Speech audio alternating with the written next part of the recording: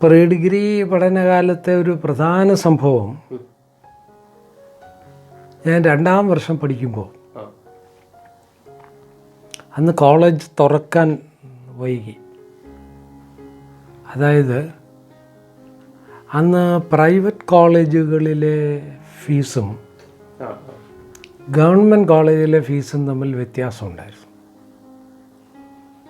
അപ്പോൾ 2 കോളേജുകളിലെയും fees ഏകീകരിക്കണം, fees ഏകീകരണം എന്നാണ് അതിനെ പറഞ്ഞിരുന്നത്. ഫീസ് ഏകീകരിക്കണമെന്ന് പറഞ്ഞാൽ വ്യാപകമായ സമരമുണ്ട്. സത്യത്തിൽ അന്നത്തെ ആ സമരത്തിനൊക്കെ നേതൃത്വം കൊടുക്കുന്നവരിൽ SFIയുടെ ഭാഗത്ത് MA ബേബി, പിന്നെ KSUവിലെ MM ഹസന്, VM സുധീരനെ പോലെയൊക്കെ ഉള്ളവർ. അപ്പോഴത്തേക്ക് ഉമ്മൻചാണ്ടിയൊക്കെ പിന്നെ യൂത്ത് കോൺഗ്രസിൻ്റെ നേതാക്കളായി മാറി. ഫീസ് ഏകീകരണത്തിന് ഗവൺമെൻറ് തത്വത്തിൽ തീരുമാനിക്കുകയും ചെയ്തു. ഞാൻ നേരത്തെ സൂചിപ്പിച്ചല്ലോ, 60കളിലെ ഈ ഒരു അസ്ഥിരത മാറിയിട്ട് സ്ഥിരമായൊരു സർക്കാർ അച്യുതമേനോൻ്റെ നേതൃത്വത്തിൽ 71 വന്നു. അതുകൊണ്ട് 77 വരെ നിലനിന്നു. ആ സർക്കാരിൻ്റെ ഒരു പ്രത്യേകത, എമർജൻസി ഉള്ളത് കൊണ്ട് 1 വർഷം കൂടെ നീട്ടിക്കിട്ടി. ഇല്ലെങ്കിൽ 76 ഇലക്ഷൻ നടക്കേണ്ടതായിരുന്നു. അത് കേരള ചരിത്രം പറയുമ്പോൾ പ്രത്യേകമായി എടുത്തു പറയാവുന്നവരാണ്. 6 വർഷം തുടർച്ചയായിട്ട് ഭരിച്ചു, ഒരു ഇലക്ഷൻ ഇല്ലാതെ. അപ്പോൾ ഫീസ് ഏകീകരണത്തിന് തീരുമാനം എടുത്തപ്പോൾ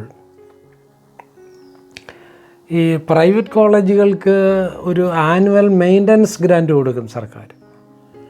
അതൊഴിച്ചാൽ അധ്യാപകരുടെ ശമ്പളം കൊടുക്കുന്നത് മാനേജ്മെൻറ്റാണ്.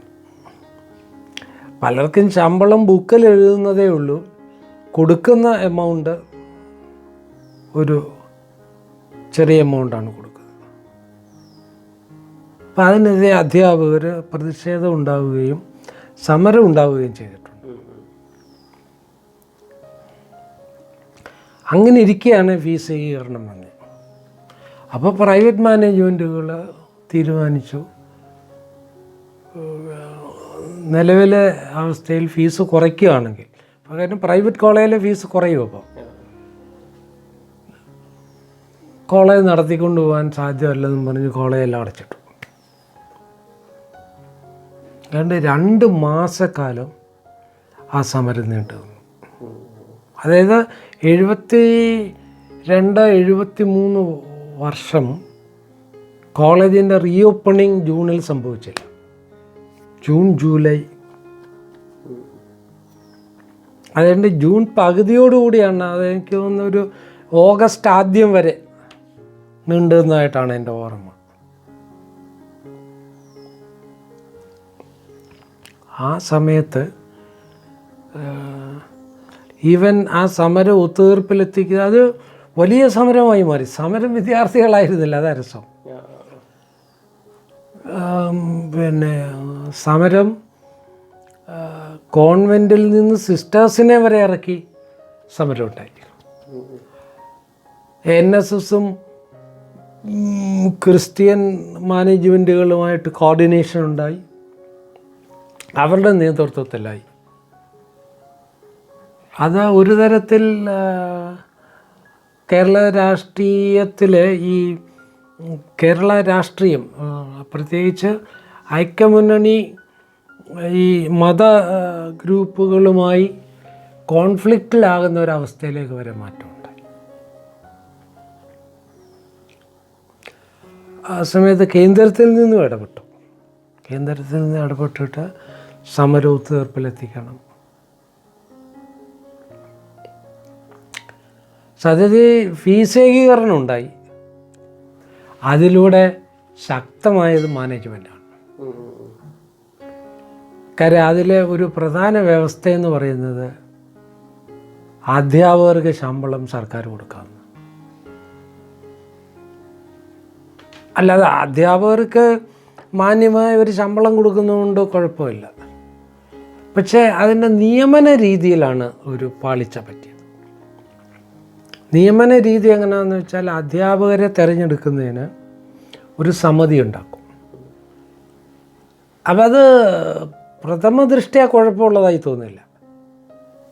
കാര്യം ഒരു സർക്കാർ പ്രതിനിധിയും ഒരു സർവകലാശാല പ്രതിനിധിയും അടങ്ങിയ ഒരു സമിതിയാണ് തിരഞ്ഞെടുക്കുക. അപ്പോൾ സർവകലാശാല സമിതി എന്ന് പറഞ്ഞാൽ ഒരു സബ്ജക്റ്റ് എക്സ്പെർട്ടായിരിക്കും.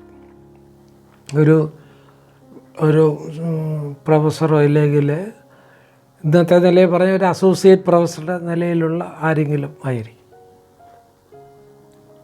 കളക്ടറുടെ റാങ്കിൽ കുറയാത്ത ഒരാളായിരിക്കും സർക്കാരിനെ പ്രതികരിക്കും. രണ്ടും സ്ട്രോങ് ആളുകളല്ലേ. പക്ഷെ രസകരമായ കാര്യം, ഈ സമിതിയിൽ 5 പേരുണ്ട്. അതിൽ 3 പേര് മാനേജ്മെൻറ്റ് പ്രതിനിധിയാണ്.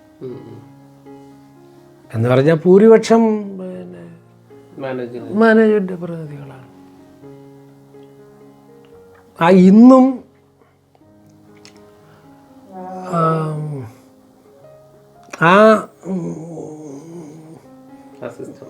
അതെ, ആ ഒരു ഘടനയ്ക്ക് മാറ്റമില്ല എന്ന് മാത്രമല്ല, പലപ്പോഴും ഈ മാനേജ്മെൻറ്റിന് ഭൂരിപക്ഷം ഉണ്ടാവുകയും നമ്മുടെ വിചാരം ഒരു കളക്ടറുടെ ലെവലിൽ ഒരാളുള്ളപ്പോൾ അത് നന്നായി നടക്കും എന്നൊക്കെയാണല്ലോ.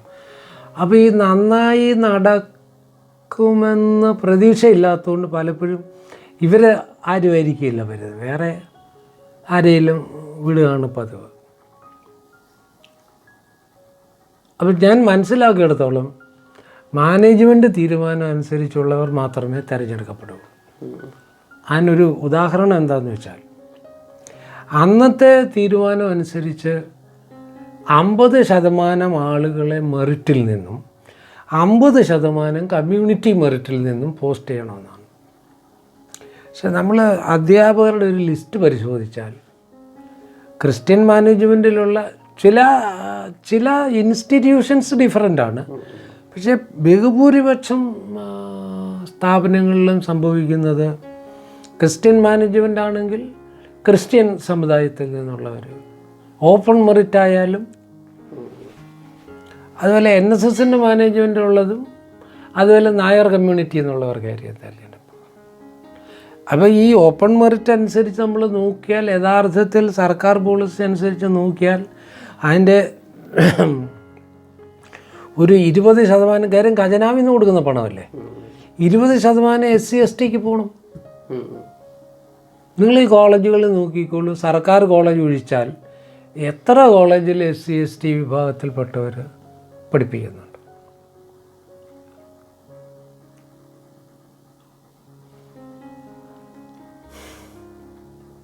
അതുപോലെ OBCയും നടക്കുന്നില്ല.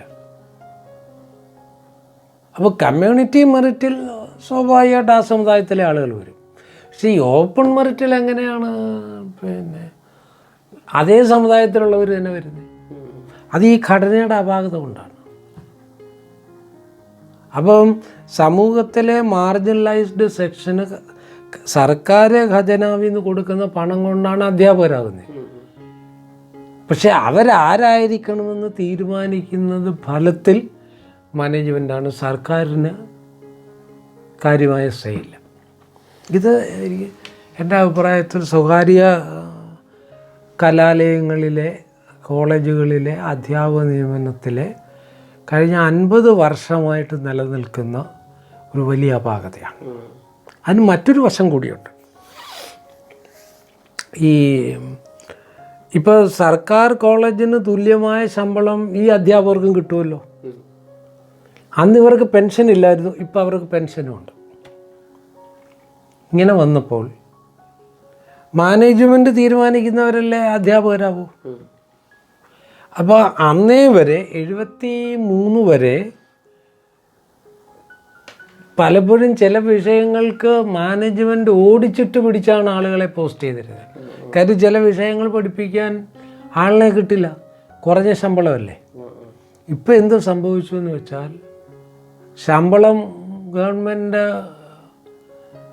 അഷ്വേർഡാണല്ലോ, മാനേജ്മെൻറ്റിന് സേ ഉണ്ടല്ലോ. അപ്പോൾ അതിൻ്റെ ബേസിൽ കൈക്കൂലി വാങ്ങിക്കാൻ തുടങ്ങി. ഞാൻ വീണ്ടും പറയുന്നു, അപവാദമുള്ള ചില ഇൻസ്റ്റിറ്റ്യൂഷൻസ് ഉണ്ട്. പക്ഷെ ബഹുഭൂരിപക്ഷം സ്ഥാപനങ്ങളും അപ്പോൾ ഉടനെ ഇതൊരു പബ്ലിക് മീഡിയയാണ്, നിങ്ങളുടെ ഈ തെളിവുണ്ടോ എന്ന് ചോദിച്ചാൽ, തെളിവ് എന്ന് പറയുന്നത് എൻ്റെ കുട്ടികൾ തന്നെ എന്നോട് വന്ന് പറഞ്ഞിട്ടുള്ള പരാതികളുണ്ട്. ഞാൻ പഠിപ്പിച്ചു വിട്ട കുട്ടികൾ കിട്ടാൻ അർഹതയുള്ളവർ പലപ്പോഴും ഈ കാരണം കൊണ്ട് കിട്ടാതെ പോയിട്ടുണ്ട്. ഇല്ലെങ്കിൽ അത് കൊടുത്ത് കയറിയവർ, പക്ഷെ അവരുടെ വ്യക്തിപരമായ പേര് പറയാൻ ബുദ്ധിമുട്ടുണ്ട്. ഇത് അർഹരായ വിദ്യാർത്ഥികൾക്ക് ജോലിയിൽ അവസരം കിട്ടാതെ അനർഹർ കയറുന്നു. അല്ല, അനർഹർ കയറുന്നു എന്ന് മാത്രമല്ല, അതിന് വേറൊരു കാര്യം കൂടിയുണ്ട്. അനർഹരെന്ന് പറയുന്നത് പലപ്പോഴും അർഹതയുള്ളവർ സമൂഹത്തിലെ സാമ്പത്തികമായി പിന്നോക്കം നിൽക്കുന്നവരാണ്. കാര്യം അവർക്ക് ഇത്രയും പണം കൊടുത്ത് കയറാൻ കഴിയില്ല. ഞാൻ മനസ്സിലാക്കിയെടുത്തോളം ഒരു അസിസ്റ്റൻറ്റ് പ്രൊഫസർ നിയമനത്തിന് 15 മുതൽ 30 ലക്ഷം വരെ വാങ്ങുന്ന സ്ഥാപനങ്ങളുണ്ട് പോസ്റ്റിങ്ങിന്. അല്ല, ഇതേ കാര്യങ്ങൾ സ്കൂളിലും നടക്കുന്നുണ്ട്. സ്കൂളിൽ ഹയർ സെക്കൻഡറി ഒക്കെ 45-50 ലക്ഷം ഒക്കെയാണ്. ഈ അടുത്ത് 2-3 മുമ്പ് ഞാനാണ്. LP 25, 5 കൊല്ലം മുമ്പുണ്ട് 25, ഇപ്പൊ 30 ആയിട്ടുണ്ടാവണം.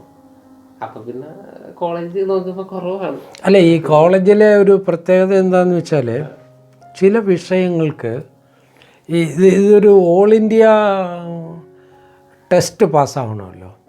അപ്പോൾ ചില വിഷയങ്ങളിൽ ഈ ഓൾ ഇന്ത്യ ടെസ്റ്റ് പാസ്സാവുന്നവരുടെ എണ്ണം കുറവാണ് ചില വിഷയങ്ങളിൽ. നെറ്റ്, അതെ. അല്ല, ഇപ്പം നെറ്റാണ് പ്രധാനം. നാളെ അത് PhD മാത്രമായി കൂടായികയില്ല, അല്ലെങ്കിൽ രണ്ടും കൂടിയാവാം. അപ്പം ചില വിഷയങ്ങളിൽ അത് കിട്ടാൻ ബുദ്ധിമുട്ടാണ്. അതുകൊണ്ട് അവരിൽ നിന്ന് കുറച്ചേ വാങ്ങുള്ളൂ. അപ്പോൾ അതിനേക്കാൾ കൂടുതൽ മറ്റുള്ളവർ ഇത് വാങ്ങാൻ പറ്റുമോ? ഒരേ ക്വാളിഫിക്കേഷൻ. അപ്പോൾ സമൂഹത്തിലെ സമ്പന്നരായ ആളുകൾക്ക് മാത്രമേ, ഇപ്പം ഈ കമ്മ്യൂണിറ്റി മെറിറ്റിൽ ഈ പ്രോബ്ലം ഉണ്ട്. അതിലെ പാവപ്പെട്ടവനും കിട്ടുന്നില്ല, പിന്നെ ശമ്പളം കൊടുക്കുന്ന സർക്കാരാണ്. ഇതൊരു വല്ലാത്ത വിരോധാഭാസമാണ്. അത് എനിക്ക് പലപ്പോഴും തോന്നിയിട്ടുണ്ട്, എന്തുകൊണ്ട് ഇത്രയും വിദ്യാഭ്യാസമുള്ള ഒരു സംസ്ഥാനത്തിൽ, ഒരുപാട് പുരോഗമന ആശയമുള്ള സംഘടനകളുള്ള നമ്മുടെ നാട്ടിൽ ഇങ്ങനെ ഒരു കൊള്ള നടത്തുന്നതിന് നമ്മൾ നിശബ്ദമായിട്ട്, അത് ചില വോട്ട് ബാങ്കുമായി ബന്ധപ്പെട്ട് നിൽക്കുന്നതുകൊണ്ടാണത്. കാര്യം അവർക്ക് അതിൻ്റെ കഷ്ടപ്പാടുണ്ടേ വാങ്ങിച്ചോട്ടെ, അതിന് ഒരു കഷ്ടപ്പാടുമില്ല. നോമിനലായ ഒരു എമൗണ്ട് കോളേജിൻ്റെ പ്രവർത്തനത്തിന് സംഭാവന വാങ്ങിക്കുന്നത് നമുക്ക് മനസ്സിലാക്കാം. പക്ഷേ ഇത് 1/4 കോടി തൊട്ട് 1/2 കോടി രൂപ വരെയൊക്കെ വാങ്ങുക എന്ന് പറഞ്ഞാൽ പലരും നിസ്സഹായാവസ്ഥ വിളിച്ചു പറഞ്ഞിട്ടുണ്ട്.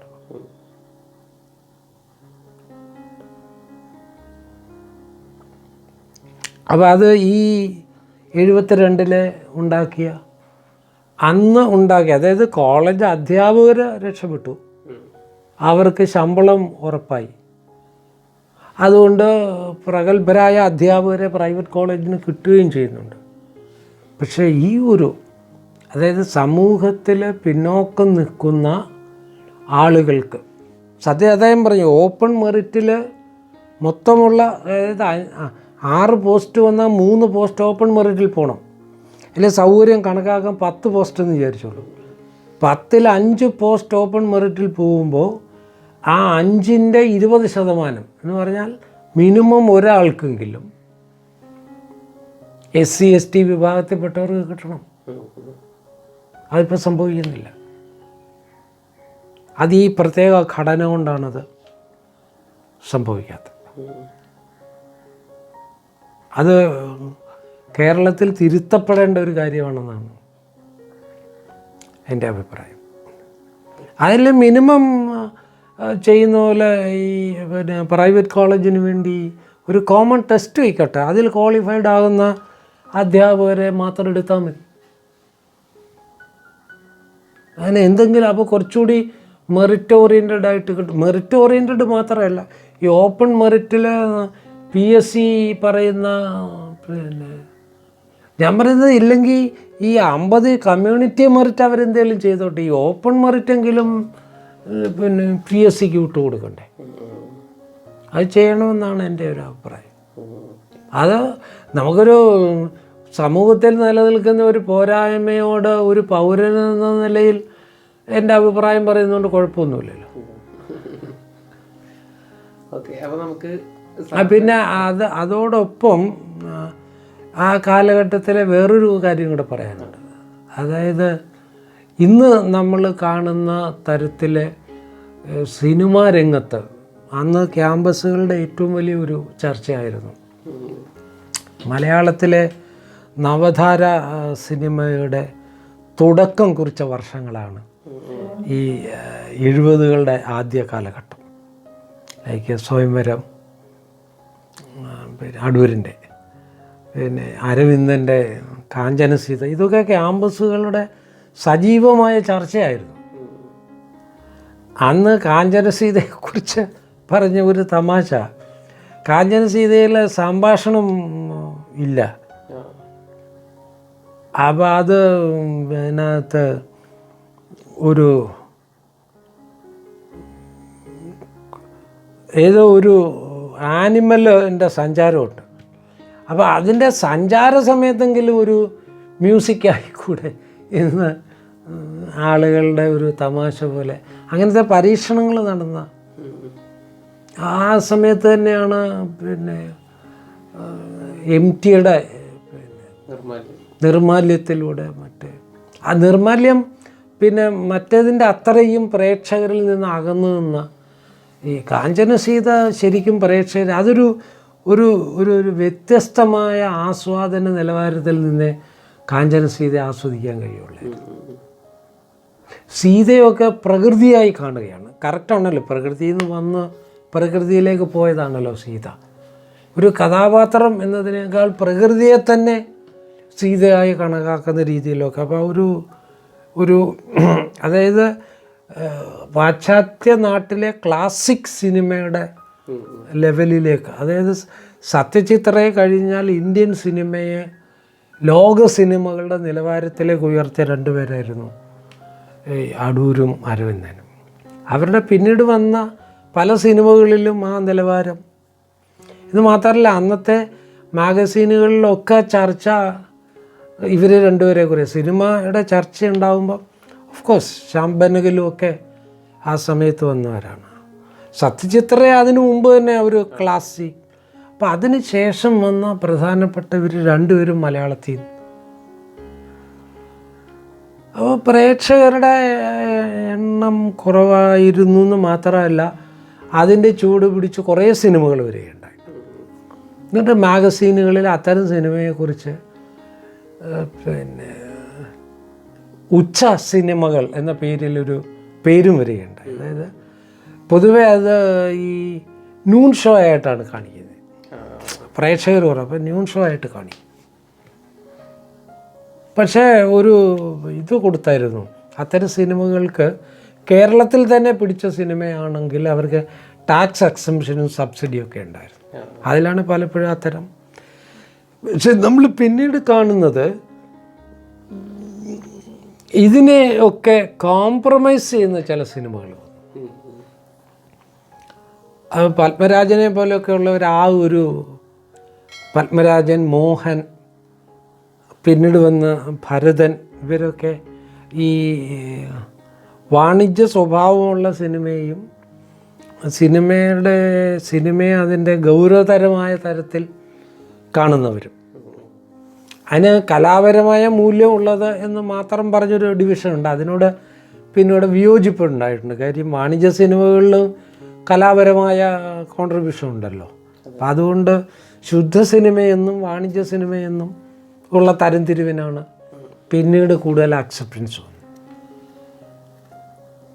അതിനെ കോംപ്രമൈസ് ചെയ്യുന്ന തരത്തിലുള്ള സിനിമകൾ, അല്ലാതെ വാണിജ്യ സ്വഭാവവും വാണിജ്യത്തിൻ്റെ തന്നെ എക്സ്ട്രീം ലെവലിൽ സിൽക്ക് സ്മിതയെ പോലുള്ളവർക്ക് പോപ്പുലാരിറ്റിയുള്ള സിനിമകളൊക്കെ ഉണ്ടായെങ്കിലും മലയാള സിനിമയെ മുന്നോട്ട് നയിച്ചത് പിന്നെ